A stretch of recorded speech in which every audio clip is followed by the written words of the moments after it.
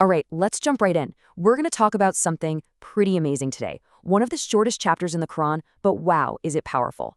I'm talking about Surah Al Qadr, or the chapter of power. So, what's the big deal? What makes these few little verses so incredibly significant? Well, that's exactly what we're here to unpack.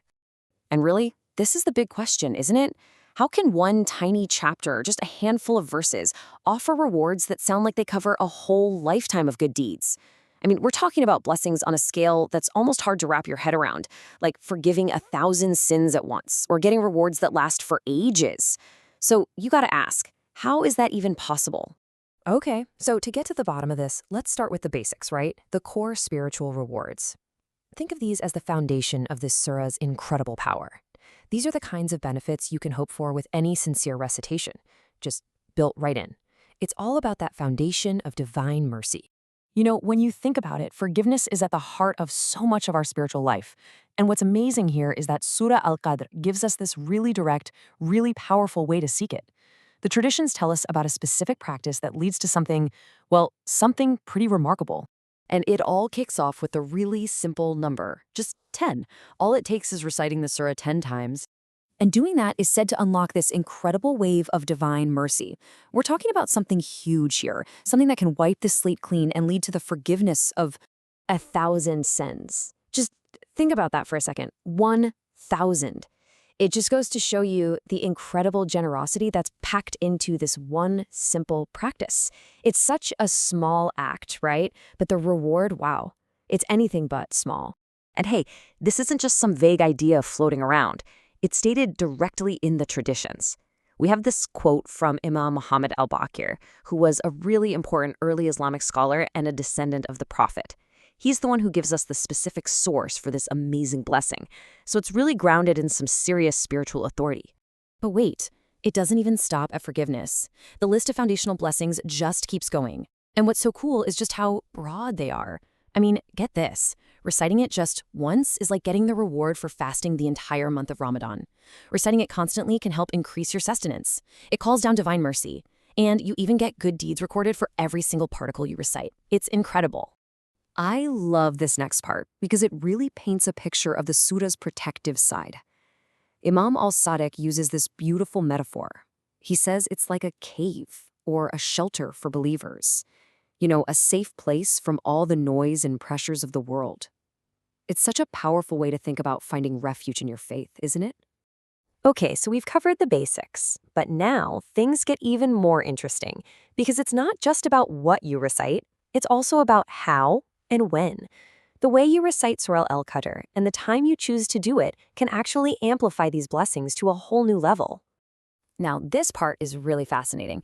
The traditions actually make a distinction between different styles of recitation. If you recite it out loud, with a strong voice, the reward is compared to fighting in the way of Allah, like raising your sword for His cause. But if you recite it quietly, to yourself, the reward is equated with the ultimate sacrifice, dying as a martyr. Both are huge acts of devotion, but they each carry their own unique, profound spiritual weight. Amazing. So you have the how, but then there's the when. The time of day is also a huge factor. It's almost like there are spiritual peak hours, you know? Times when the value of reciting this surah just absolutely skyrockets. And just look at these numbers. Seriously, if you recite the surah 10 times after the dawn, midday, and afternoon prayers, the reward is so massive, it's said it would tire out 2,000 writers for 30 years. I mean, can you even imagine that? The scale is just mind-boggling. And then, get this, 10 times after the Asr prayer, the reward is recorded as being equal to the deeds of all of creation. That's just staggering. And of course, during Ramadan, everything gets amplified even more. Imam Zain al-Abidin gives us this incredibly powerful image. He says that if you recite Surah Al Qadr when you're breaking your fast and at your pre-dawn meal, it's like you're soaked in your own blood in the path of Allah. Wow, what a way to describe the immense spiritual value of this practice during such a holy time. The blessings also get really practical, which I think is great. They have this protective side to them, so if you're looking for a little extra safety through the night, the advice is super simple and clear. Just recite Surah Al Qadr 11 times before you go to sleep, and it's said to create this shield of protection around you until the morning. All right, let's shift gears a little bit. Let's talk about the more tangible, worldly benefits. because the power of Surah Al Qadr isn't just for the spiritual side of things. It actually extends into the real-world challenges we all face, acting like a practical shield in our daily lives. And that's what's so important to remember here. This practice offers both spiritual and material security. It's said that it can protect you from people who might have bad intentions. And you can even recite it over your savings, your belongings, and it's believed to bring down divine blessings and protect them from any kind of harm. And for anyone who's feeling the burden of debt, the tradition offers some really clear guidance. It's a two-step process, really. First, you seek forgiveness from Allah. Then, you combine that with reciting Surah Al Qadr as many times as you possibly can. It's presented as a way to ask for that divine help when you're dealing with financial struggles. And finally, we get to a blessing that, well, it goes beyond this life itself. The mercy of Surah Al Qadr actually extends beyond the grave, offering comfort and forgiveness for those who have passed on. This, for me, is one of the most beautiful and moving virtues of all. Just think about it.